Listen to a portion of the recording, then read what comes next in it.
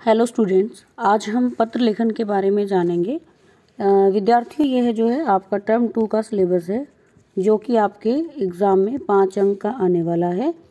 हम पत्र लेखन को बहुत ही हल्के में ले लेते हैं, जबकि हमें इसके लिए बहुत ही महत्वपूर्ण चीज़ों पर ध्यान देने की आवश्यकता होती है। तो सबसे पहले देख लेते हैं कि पत्र लेखन कहाँ कहाँ पर प्रयोग किया जाता है।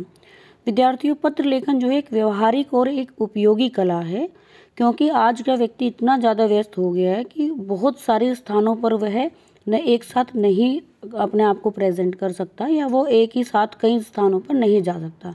ऐसे में व्यक्ति किसका सहारा लेता है? पत्र लेखन का सहारा लेता है। तो विद्यार्थियों, पत्र लेखन जो है 2 प्रकार से होते हैं। एक होता है औपचारिक पत्र और एक होता है अनौपचारिक पत्र। अब बात यह आती है कि औपचारिक पत्र क्या होता है और ये कहाँ कहाँ पर प्रयोग किया जाता है। औपचारिक पत्र बेसिकली ये कंपनियों के लिए, सरकारी कार्यालयों के लिए, किसी संगठन के लिए ही हम प्रयोग करते हैं, या फिर जहाँ पर हमें ये लगता है कि यहाँ पर ऑफिशियल ये वर्क होना चाहिए, तो वहाँ पर हम औपचारिक पत्र का सहारा लेते हैं।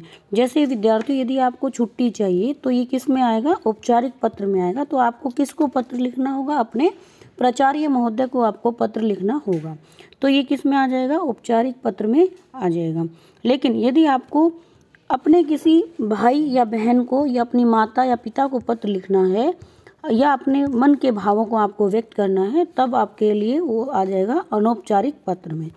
जैसे आप अपने भाई या अपने माता पिता से कहीं पर दूर हो और आपको किसी को जन्मदिन की बधाई देनी हो, तो आप कौन से पत्र का सहारा लेंगे?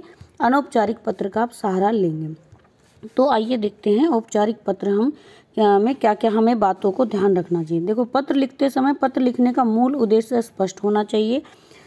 प्रेषक के नाम और पते का तथा प्राप्त करने वाले के नाम और पते का उल्लेख स्पष्ट रूप से किया जाना चाहिए। विद्यार्थियों, सबसे पहले जिसे आप पत्र भेज रहे हैं उसका और आपका खुद का स्वयं का एड्रेस, दोनों ही बहुत क्लियर लिखे होने चाहिए, नहीं तो आपका पत्र कहीं भी नहीं पहुंचेगा। भाषा कैसी होनी चाहिए? पत्र की बड़ी ही सरल होनी चाहिए और पत्र थोड़ा संक्षिप्त होना चाहिए, छोटा होना चाहिए।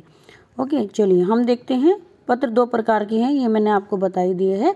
एक मैं आपको औपचारिक पत्र करवाऊंगी और एक अनौपचारिक पत्र। बस में यात्रा करते हुए आपका मोबाइल फ़ोन गुम हो गया है। अपने क्षेत्र के पुलिस अधिकारी को इसकी सूचना देते हुए पत्र लिखिए। अब ये किस में आएगा विद्यार्थियों? औपचारिक पत्र में आएगा, क्योंकि आपको किसको लिखना है? पुलिस अधिकारी को लिखना है। ठीक है, तो हम शुरू में सेवा में श्रीमान थाना अध्यक्ष, थाना बिसोली, बदायूं, उत्तर प्रदेश। आप यहाँ पर शहर और जिले का नाम अपने अनुसार लिख सकते हैं। आपका विषय आपके पत्र में से ही निकल जाएगा। जैसे आपका विषय यहाँ पर बस यात्रा में आपका मोबाइल फ़ोन क्या हो गया है? गुम हो गया है। तो आपको क्या करना है? मोबाइल चोरी की शिकायत करनी है। तो विषय हो गया मोबाइल चोरी की शिकायत।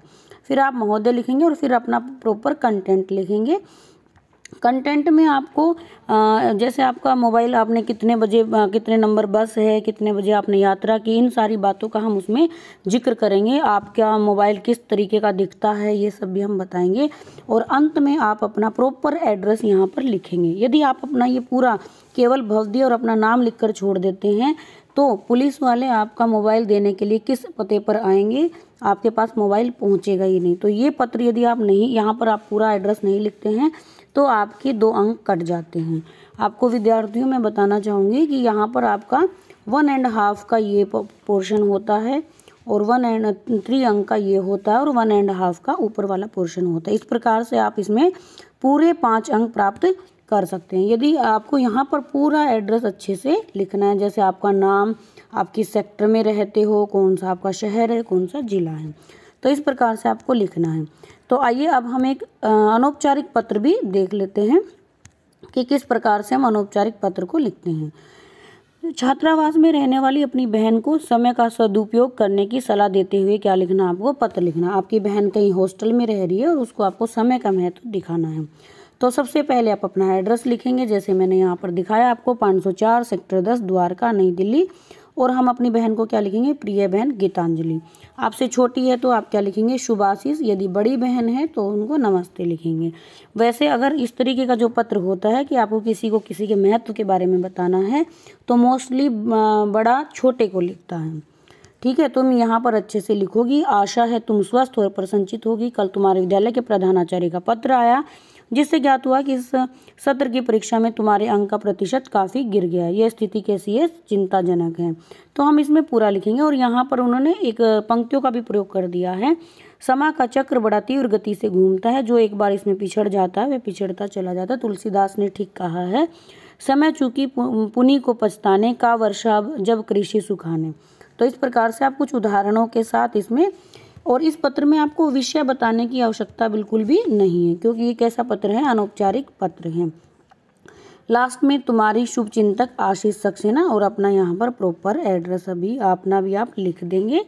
तो इस प्रकार से आप पत्र में पूरे 5 अंक प्राप्त कर सकते हैं। और इन आप दोनों पत्रों को अपनी हिंदी कॉपी में अवश्य नोट कर लें, ताकि आपको एक आइडियल पत्र आपके पास रहे और आप अपनी तैयारी को बेहतर से बेहतर कर पाएँ। मिलते हैं विद्यार्थियों अगली वीडियो में, तब तक के लिए जय हिंद, वंदे मातरम।